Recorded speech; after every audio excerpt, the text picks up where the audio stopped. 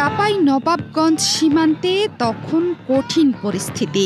ভারতীয় দিক থেকে আসছে ক্রমাগত উস্কানি, কিন্তু একজন সেনা কর্মকর্তার ধীরস্থির কিন্তু দৃঢ় নেতৃত্বে বর্ডার গার্ড বাংলাদেশ বিজিবির সদস্যরা পরিস্থিতি সামাল দিয়েছেন সাহসের সঙ্গে। সীমান্তে বসবাসকারী সাধারণ মানুষকেও আস্থার সাথে নিয়েছেন পাশে। তিনি বিজিবির মহানন্দা ৫৯ ব্যাটালিয়নের লেফটেন্যান্ট কর্নেল গোলাম কিবরিয়া। বর্ডার গার্ড যদি না থাকতো, আমাদের বিজিবি না থাকলে আমরা আরো ক্ষয়ক্ষতির সম্মুখীন হতাম। চাঁপাইনবাবগঞ্জের চৌকা সীমান্তে জোর করে বাংলাদেশের ভেতরে প্রবেশ করে আম, বড়ই এবং ফসল কাটতে চেয়েছিল ভারতীয়রা। তাতে বাংলাদেশিরা বাধা দিলে দুই পক্ষের মধ্যে তৈরি হয় তুমুল উত্তেজনা।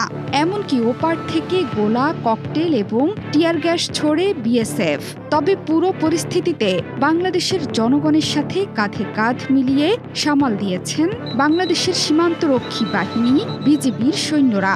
আর ঠান্ডা মাথায় জনগণ এবং সৈন্যদের নেতৃত্ব দিয়ে পুরো পরিস্থিতি নিয়ন্ত্রণে আনেন মহানন্দা ৫৯ বিজিবি ব্যাটালিয়নের লেফটেন্যান্ট কর্নেল গোলাম কিবরিয়া। পতাকা বৈঠকে নিজেদের কর্মকাণ্ডের জন্য বিজিবির কাছে ক্ষমা চাইতেও বাধ্য হয় বিএসএফ সদস্যরা।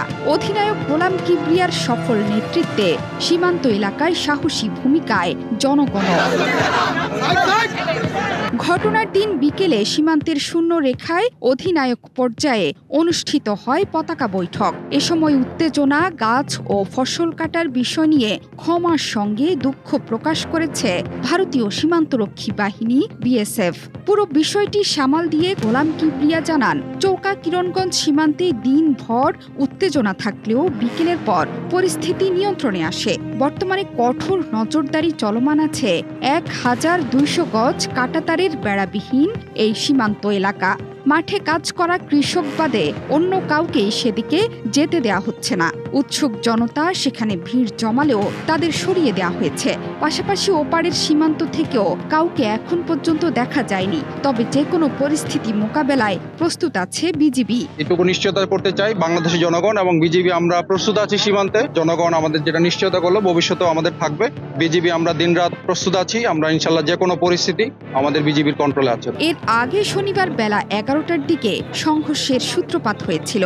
এরপরই মোতায়েন করা হয় অতিরিক্ত বিজিবি বিএসএফ সদস্যদের। সেদিন কিরণগঞ্জ সীমান্তের ভারতীয় অংশে জমি থেকে গম ও গাছ কেটে নেওয়ার অভিযোগ করে দেশটির বাসিন্দারা। এ সময় ভারতের সীমান্তরক্ষীরা কয়েকজন বাংলাদেশিকে আটক করতে গেলে বাধা দেয় গ্রামবাসী। এ নিয়ে শুরু হয় দুই দেশের সীমান্তবাসীদের উত্তেজনা। সে সময় গোলাম কিবরিয়া বলেছিলেন, বিএসএফ সাউন্ড গ্রেনেড নিক্ষেপ করেছে, যেটা আন্তর্জাতিক আইনের লঙ্ঘন। কেউ যাতে শূন্য রেখা অতিক্রম না করে সেজন্য সতর্ক অবস্থানে আছে বিজিবি। বিজিবির পাশে দেশপ্রেমিক জনগণও আছেন বলেও জানান এই অধিনায়ক। আপনাদেরকে সহযোগিতা করার জন্য আমরা বিজিবি সবসময় আছি। ওই পাশ থেকে যদি বিএসএফ শূন্য লাইন অতিক্রম করে অথবা ওদের গ্রামবাসী অতিক্রম করে, এটা দেখাশোনার দায়িত্ব আমাদের।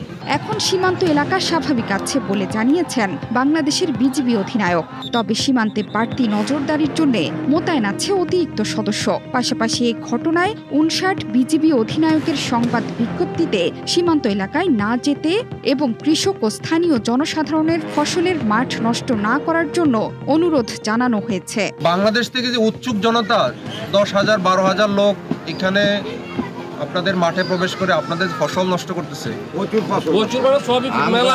এই যে আপনি বলছেন প্রচুর ফসল নষ্ট করছে, আপনার ২০,০০০ টাকা ক্ষতি হয়েছে। এই ক্ষতিটা কি ভারতের লোকজন করছে? সুতরাং আপনাদের এই ব্যাপারে সচেতন হইতে হবে। কেউ যেন এই আমাদের কৃষক ভাইদের জমি নষ্ট না করে। জোহরা চৌধুরী, সেতু ৭১। বিএসএফ এর পক্ষ থেকে দুঃখ প্রকাশ করা হয়েছে। সম্পূর্ণ বিচার না হওয়া পর্যন্ত আমরা গ্রাউন্ডে আছি। বাংলাদেশের জনগণ এবং বিজিবি আমরা প্রস্তুত আছি সীমান্তে। বিভিন্ন মব কন্ট্রোল করার জন্য ওরা সাউন্ড গ্রেনেড নিক্ষেপ করেছে, যেটা ওরা ইন্টারন্যাশনাল আইন যেটা আছে এটা ভঙ্গ করেছে। আমাদের মব কন্ট্রোল করার জন্য আমাদের তেমন উল্লেখযোগ্য আহত হওয়ার কোনো পরিসংখ্যান নাই। তো বিএসএফ এর পক্ষ থেকে আহত বা নিহত হয়েছে কিনা আমরা এটা এখনো জানতে পারি নাই।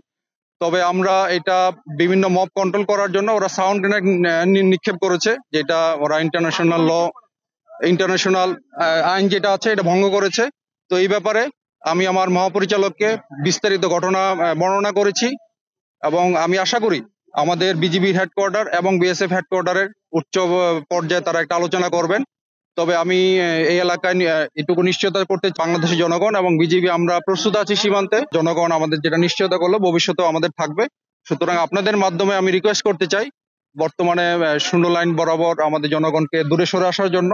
বিজিবি আমরা দিনরাত প্রস্তুত আছি। আমরা ইনশাল্লাহ যে কোনো পরিস্থিতি আমাদের বিজিবির কন্ট্রোলে আছে। ধন্যবাদ। বিএসএফ এর পক্ষ থেকে দুঃখ প্রকাশ করা হয়েছে, এই যে গাছগুলি কাটা হয়েছে এটা অন্যায় হয়েছে এবং তাদের পক্ষ থেকে তারা এটা ব্যবস্থা নিবে।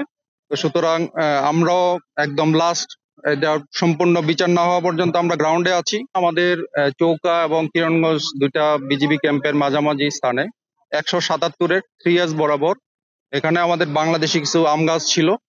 তো ভারতের নাগরিকরা আমাদের এই বাংলাদেশি আম গাছ কাটাকে নিয়ে একটা ভারতীয় নাগরিক এবং বাংলাদেশের নাগরিকের মধ্যে একটা উত্তেজনার পরিস্থিতি সৃষ্টি হয়।